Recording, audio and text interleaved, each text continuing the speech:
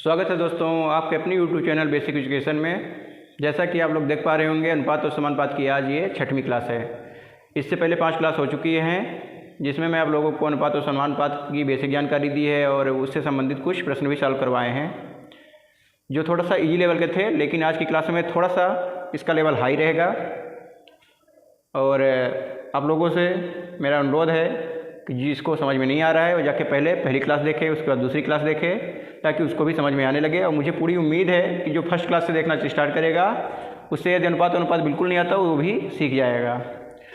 तो चलिए दोस्तों शुरू करते हैं आज की क्लास। इससे पहले मैं आप लोगों को लगभग 30 प्रश्न सॉल्व करवा दिए हैं जो इजी लेवल के थे। आज का लेवल थोड़ा सा हाई रहेगा, ज़्यादा नहीं लेकिन थोड़ा सा हाई रहेगा।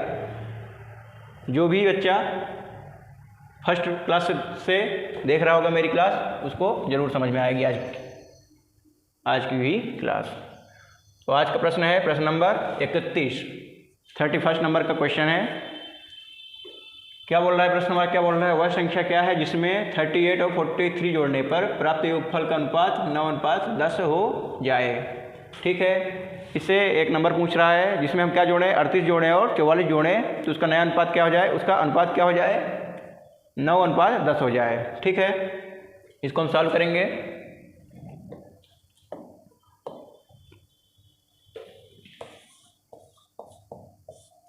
वह संख्या क्या है, हम मान लेते हैं वह संख्या क्या है, x है। हम मान लिए वह संख्या x है। लेट नंबर इज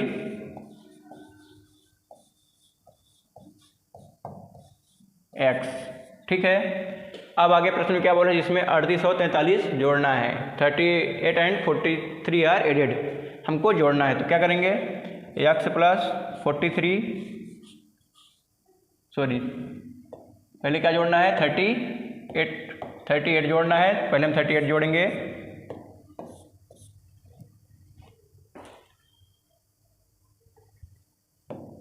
ये बैक हो गया था, अभी ये आ जाएगा, 1 सेकंड लगेंगे। तो नंबर में क्या जोड़ेंगे, पहले 30 ऐड करेंगे, 30 ऐड करना पड़ेगा मेरे को। ठीक, ये 30 ऐड हो गया। उसके बाद क्या जोड़ना है, 43 ऐड करना है। x में 43 जोड़ना है, 43 जोड़ना है। फिर क्या बोल रहा है, जोड़ने पर प्राप्त योगफल का अनुपात क्या होगा, 9:10 हो जाएगा। यानी x में हम 38 जोड़ेंगे, उसके बाद x में 48 जोड़ेंगे तो उनका अनुपात क्या होगा, 9:10। ठीक, इसको हम लिख सकते हैं x प्लस 38 और x प्लस 43। ठीक, अब इनका रेशियो क्या बताया गया है, 9 और 10 का, यानी 9:10 हम लिख सकते हैं। इसको हम सॉल्व करेंगे तो क्या हो जाएगा, क्रॉस मल्टीप्लिकेशन होगा। क्रॉस मल्टीप्लिकेशन हम करते हैं तो 10 के इंटू इसमें हो जाएगा, तो 10x plus 380 equal to 9x plus 43 में हम 9 का इंटू करेंगे तो कितना आएगा, 421। कितना आएगा दोस्तों,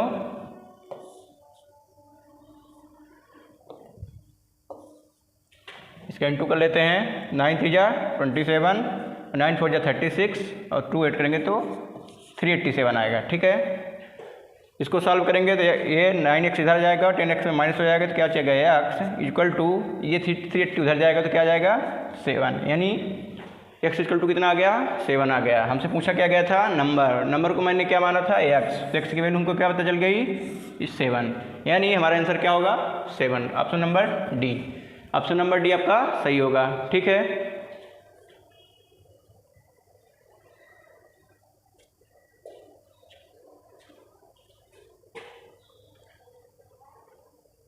अगला प्रश्न है प्रश्न नंबर 32। गीता के पास कुछ मुर्गे और बकरियां हैं। अगर कुल मिलाकर सिरों की संख्या 76 और पैरों की संख्या 212 हो तो उसके पास मुर्गे कितने हैं। इस तरह के प्रश्न बहुत सारे कंपटीशन में पूछा जा रहा है और हर एक एग्जाम में इस तरह के क्वेश्चन देखने को हमको मिल जाते हैं। तो इसमें आप लोग ध्यान दीजिएगा, इसको हम कैसे सॉल्व करते हैं। गीता के पास कुछ मुर्गे और बकरियां हैं, ना हमको मुर्गों की संख्या बताई गई है ना बकरियों की संख्या बताई गई है, लेकिन बताया क्या गया है, उनके सिरों की संख्या। यानी मुर्गे और बकरियों की सिरों की संख्या टोटल कितनी है, 76 है। यानी चाहे मुर्गी हो या बकरी हो, सबका केवल एक ही सिर होता है, ठीक है। यानी टोटल जानवर हमारे पास कितने हैं, 76 हैं। उसमें मुर्गी भी हो सकती है और बकरी भी, दोनों हो सकती हैं। कौन कितनी है ये हमको नहीं पता है, लेकिन हमको टोटल पता है 76 हमारे पास हैं। 76 सिर हैं, इसका मतलब हमारे पास 76 जानवर हैं, यानी कुल मिला के मुर्गी और बकरियों की संख्या 76 होगी, ठीक। एक चीज़ हमको पता चल गई। अब पूछा है और पैरों की संख्या 212, सिरों की संख्या तय है और पैरों की संख्या। तो यहाँ पर ध्यान क्या देना है हमको कि मुर्गे के केवल 2 पैर होते हैं और बकरी के 4 पैर होते हैं। वहाँ हमको पता चल गया था कि टोटल कितने मुर्गी और बकरी हैं, बकरी प्लस मुर्गी इक्वल टू कितना था, 76, लेकिन पैरों की संख्या 212 है। इसमें मुर्गे के 2 पैर होंगे और बकरी के 4 पैर होंगे। तो इसको हम कैसे सॉल्व करेंगे, माना मुर्गी कितनी है, x, मुर्गी की संख्या मान लेते हैं हम x है, और बकरी कितनी है। इसका करने के और सारे मेथड हैं, हम इसको 76 - x भी मान सकते हैं और 22 भी मान सकते हैं, दोनों से निकल आएगा। तो यहाँ पर हम 22 मान लेते हैं, बकरियों की संख्या है 22, ठीक।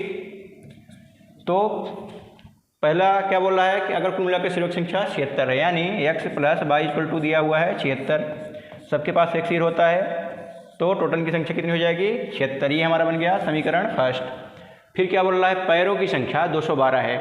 अब बताइए यदि आपके पास x मुर्गे हैं या 2 मुर्गे हैं तो उनमें पैर कितने होंगे, 2 दूना 4। यदि आपके पास x मुर्गे हैं तो उनमें पैर कितने होंगे, 2 × x। ये क्या हो जाएगा, 2 × x। एक मुर्गे के पास 2 पैर होंगे, तो एक मुर्गा ये हो गया, मतलब हमारे पास x मुर्गे हैं, उसमें 2 का इंटू कर देंगे। इसी तरह यदि मेरे पास 22 बकरियां हैं, उनके पैरों की संख्या को निकालनी है तो क्या करेंगे, 4 का इंटू करेंगे, तो क्या हो जाएगा, 4 22 हो जाएगा, ठीक। इक्वल टू कितना दिया हुआ है, 212, ये बताया गया है। अब हमारे पास 2 इक्वेशन हो गए, जिससे भी समीकरण सॉल्व करते बनता है उसको सॉल्व कर लेगा, नहीं बनता तो जिससे नहीं बनता उसके लिए मैं बता दूं, या तो x या तो y, 2 में एक को हम बराबर कर लेते हैं। हम क्या करेंगे, x की वैल्यू बराबर कर लेते हैं। यहाँ पर x है, यहाँ पर 2x है, तब हम क्या करेंगे, समीकरण फर्स्ट में 2 का इंटू कर देंगे, तो 2x हो जाएगा। तो हमारा समीकरण क्या निकल आएगा, 2x + 2y = 152। 2 का इंटू हम x में करेंगे तो हमको 2 का इंटू सब में करना पड़ेगा। ये हमारा आ गया क्वेश्चन नंबर 3 आ गया। अब हम क्या करेंगे, समीकरण 2 और 3 से, समीकरण 2 और 3 से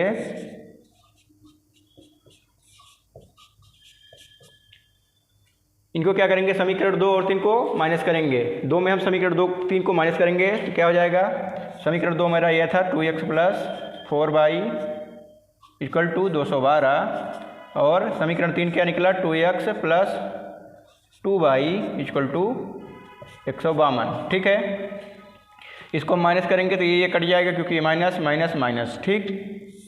4y में 2y जाएगा तो बचेगा 2y = 212 में 52 जाएगा, कितना बचेगा, 50 60 62, कितना बचेगा दोस्तों, 60, ठीक है।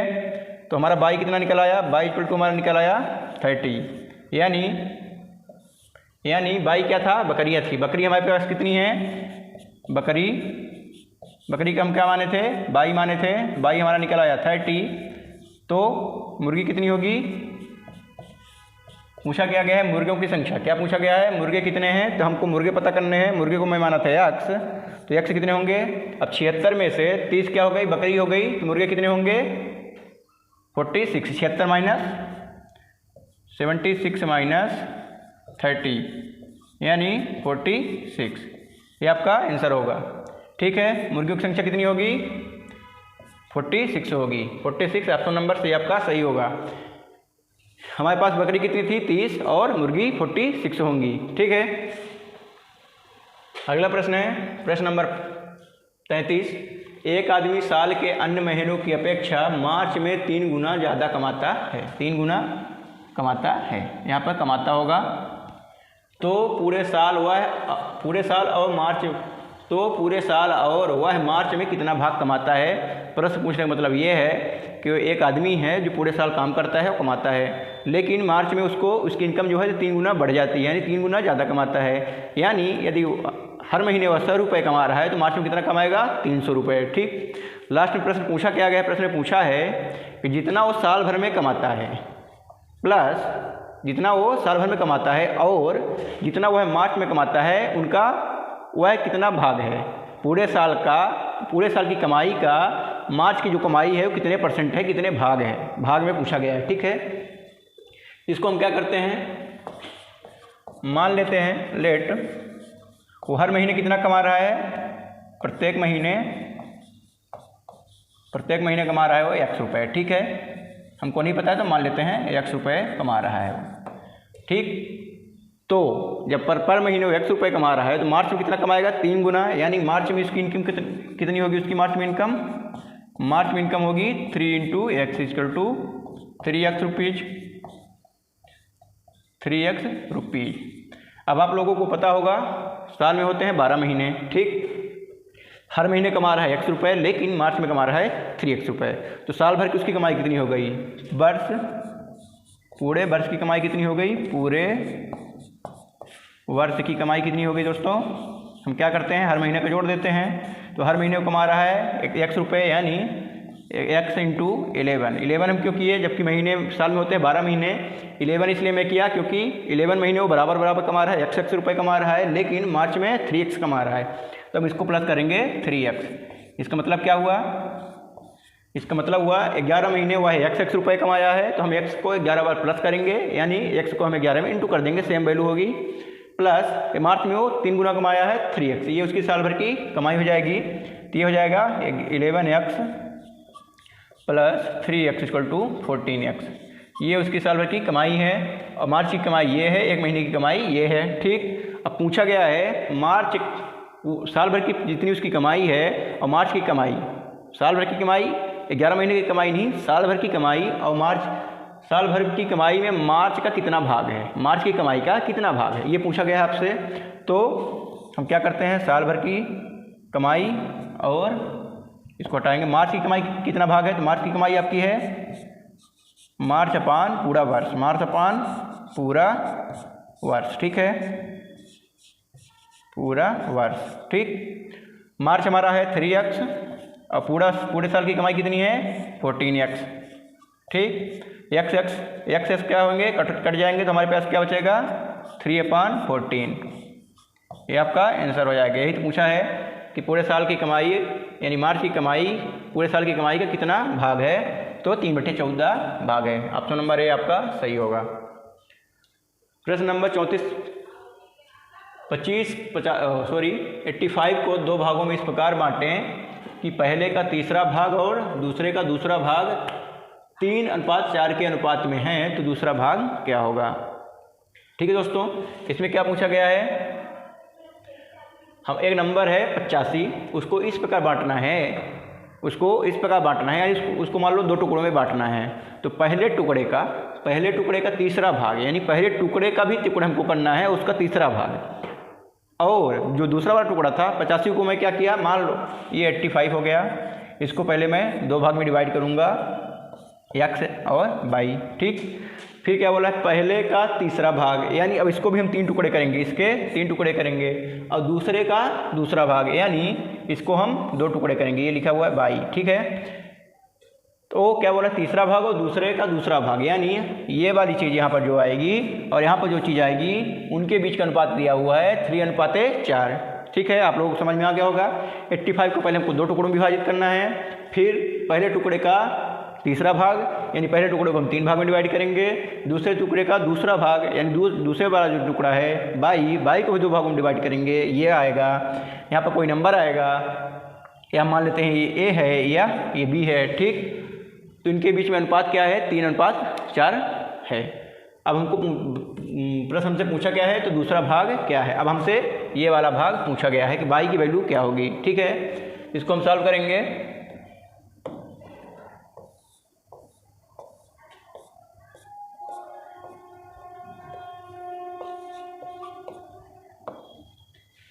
ठीक है दोस्तों, 85 को हम 2 भागों में बांटते हैं। माना एक भाग लेट, पहला भाग x है तो दूसरा भाग क्या होगा, पहला भाग x है तो दूसरा भाग 80 - x होगा, 85 - x होगा। ये 2 संख्या का जोड़ 85 है, तो यदि एक संख्या हम x मान लेते हैं तो दूसरी संख्या ऑटोमेटिकली क्या हो जाएगी 85 माइनस x हो जाएगी। अब प्रश्न में क्या बोला है, पहले का तीसरा भाग, पहला भाग हमारा क्या है x, तो x का तीसरा भाग क्या होगा x/3 होगा। और दूसरे का दूसरा भाग, दूसरे का दूसरा भाग क्या होगा हमारा 85 माइनस x/2, दूसरा भाग ये है और दूसरे का दूसरा भाग यानी हमको 2 टुकड़ों करना था /2। इनके बीच में भाग क्यों लगाया, क्योंकि आगे क्या दिया हुआ है अनुपात, ठीक। इसको हम बटे में भी लिख सकते थे और भाग में भी लिख सकते हैं। बटे में लिख देंगे तो कुछ बच्चों को कन्फ्यूजन हो जाता है, इसलिए मैं इसके बटे में न लिखकर भाग लिख दिया हूँ ताकि बच्चों को कन्फ्यूजन ना हो, ठीक है। आइए बटे को हम जब फ्रैक्शन सॉल्व करते हैं तो क्या करते हैं, इंटू में चेंज कर लेते हैं, इंटू में चेंज कर लेते हैं, ठीक। यहाँ क्या हो जाएगा, इंटू हो जाएगा तो ये क्या हो जाएगा x/3 इंटू 2/85 माइनस x। यहाँ तक किसी को कोई दिक्कत नहीं होगी। ये क्या हो जाएगा 2x/3 इंटू 85 माइनस x, ठीक है। अब ये हमारा क्या निकल आया, उन दोनों का अनुपात, लेकिन उन दोनों का अनुपात बताया भी गया है क्या 3:4, यानी ये वाला चीज़ इसके बराबर होगी। ये हो जाएगा 2x/3 85 minus x equal to 3/4, ये दिया हुआ है 3/4, ठीक। इसको हम इंटू करेंगे तो 4 2 जा 8x हो जाएगा, और ये हो जाएगा 3 3 जा 9 जा इंटू 85 माइनस x, ठीक है दोस्तों। इसको हम सॉल्व करेंगे तो x की वैल्यू कितनी आ जाएगी, ये 9x हो जाएगा उधर, फिर 9x इधर आएगा, ठीक है। माइनस 9x रहेगा तो ये क्या हो जाएगा 17x हो जाएगा। ये हो जाएगा, ये 8x है, 9 के x में इंटू करेंगे तो माइनस 9x होगा, और जब माइनस 9x इधर आएगा तो प्लस 9x हो जाएगा, प्लस 9x में 8x ऐड करेंगे तो 17x आएगा। 17x equal to 9 into 85, 9 into 85 कितना हो जाएगा 42, 9 50 45, 4 9 72, 72 4 76, ठीक है। इसको हम सॉल्व कर लेंगे तो कितना आएगा 4 5, 17 4 जा 68, कैरी आई 17 5 जा 85, ठीक है। x की वैल्यू क्या आ गई 45। तो ये हमारी वैल्यू क्या थी x की, हमसे पूछा क्या गया है दूसरा भाग, या हमको यानी 85 माइनस x निकालना है। दूसरा भाग क्या था 85 माइनस x था, तो दूसरा भाग हम निकालेंगे 85 में 45 माइनस कर देंगे, 85 माइनस 45 यहाँ पर माइनस इक्वल टू कितना जाएगा 40, कितना आएगा 40, यानी दूसरा भाग हमारा क्या होगा 40 होगा, ठीक है दोस्तों। ऑप्शन नंबर भी आपका सही होगा।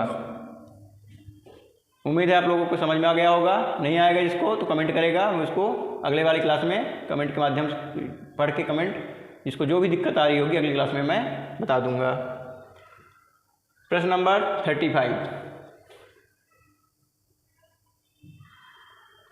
ये क्या बोल रहा है, इस तरह का क्वेश्चन मैं आप लोगों को कल भी सॉल्व कराया था, इस तरह का क्वेश्चन मैं आप लोगों को कल भी सॉल्व करा चुका हूँ। ये पिछली क्लास का आ गया है, इसमें मैं आज फिर से कराऊंगा इसको, क्योंकि कुछ लोगों को मैसेज था कि सर ये मेरे को नहीं समझ में आया, और ये प्रश्न बार बार कंपटीशन में भी पूछा जा रहा है, और जो भी एग्जाम हो रहे हैं ये प्रश्न बहुत ही इंपॉर्टेंट है, लगभग हर प्रश्न हर एग्जाम में ये पूछा जा रहा है, ठीक है। इसलिए मैं आज इसको फिर से एक बार बता देता हूँ। कल वाले प्रश्न में, आवाज़ वाले प्रश्न में एक चीज़ का अंतर है, कल सीधा सीधा जो सिक्के हैं वो रुपए के थे, आज के जो सिक्के हैं वो पैसे के हैं, इतना चेंज है, बाकी सेम क्वेश्चन है। इसको भी हम उसी तरह करेंगे।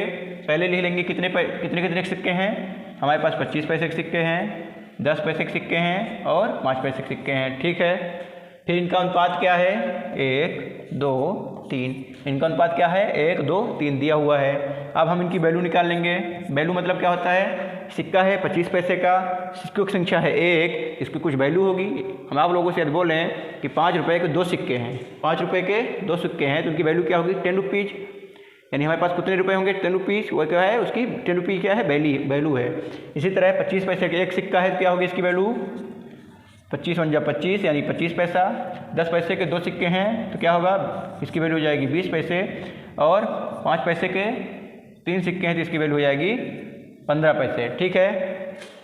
अब हमको टोटल रुपए दिए हुए हैं और हमको पैसे में रेशियो पता चल गया है। हमको यहाँ पर निकालना क्या होता है, जिसमें मेरा आगे दिया हुआ था, इसमें मेरा आगे क्या दिया हुआ था प्रश्न में, रुपए में। तो हम रेशियो किसका निकालेंगे, कैसे निकालेंगे, रेशियो के फॉर्म, वो पैसे के फॉर्म में रेशियो निकालेंगे। रेशियो किस फॉर्म में दिया हुआ था, रेशियो दिया था सिक्कों की संख्या के फॉर्म में। ये रेशियो किसका था, सिक्कों की संख्या का रेशियो था। ठीक है, हमको रेशियो निकालना किसका था, उसकी वैल्यू का रेशियो निकालना था। क्यों, क्योंकि आगे क्या दी हुआ है, वैल्यू दी हुई है, इसलिए हम उसकी वैल्यू का रेशियो निकालेंगे और उसकी वैल्यू का रेशियो ये निकल आया। ठीक, अब हमको जब उसके टुकड़े करने होते हैं तो हम क्या करते हैं, तीनों को ऐड करते हैं। पहले भी मैं समझा चुका हूँ, इन दोनों को ऐड करेंगे तो कितना आएगा, 25 + 20 + 15 = कितना आएगा दोस्तों, 50, कितना आएगा, 60 आएगा, सॉरी 60 आएगा, ये आपका आ गया 60। ठीक,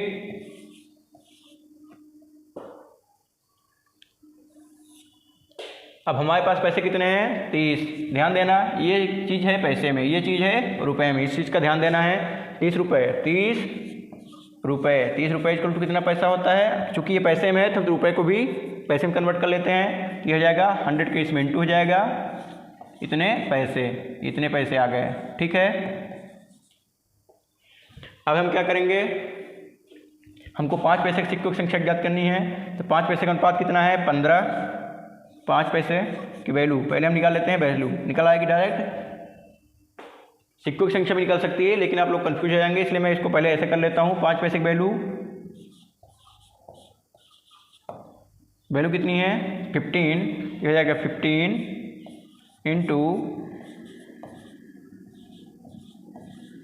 × 60। ठीक है, ये कट जाएगा, ये कट जाएगा।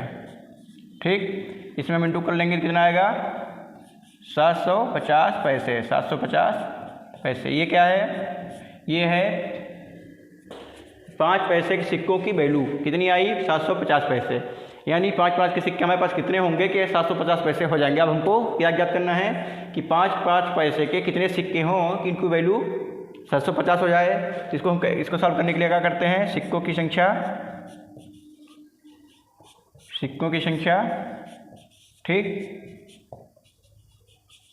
अब हम क्या करेंगे, ये वाला जो 5 है इसका भाग दे देंगे तो हमको क्या निकल आएगा, सिक्कों की संख्या निकल आएगी। ठीक है, तो 750 भागे 5 = कितना आएगा, 150। ठीक है, ये क्या हो जाएगी, सिक्कों की संख्या। हमारे पास 150 5 पैसे के 150 सिक्के होंगे तो उसकी वैल्यू क्या होगी, 750 पैसे हो जाएगी। यही हमसे प्रश्न पूछा गया था, 5 पैसे के सिक्कों की संख्या। तो 5 पैसे के सिक्कों की संख्या कितनी होगी, 150। ऑप्शन नंबर डी आपका सही होगा। अगला प्रश्न, आज भी 5 प्रश्न हो गए, जिसका लेवल थोड़ा सा कठिन था, अन्य क्लास की अपेक्षा इसका लेवल थोड़ा सा कठिन था। फिर भी मैं इस तरह बताने की कोशिश किया हूँ कि आप लोगों को समझ में आ जाए। यदि इतने में भी जिसको नहीं समझ में आया तो जाके पहली क्लास से देखे, और उसमें भी ना समझ में आए तो कमेंट करे, मैं अगली क्लास में उसको दूसरे तरह से भी बताने की कोशिश करूँगा। तो आज के लिए इतने ही दोस्तों, मिलते हैं आप लोगों को अगली क्लास में, तब तक के लिए जय हिंद।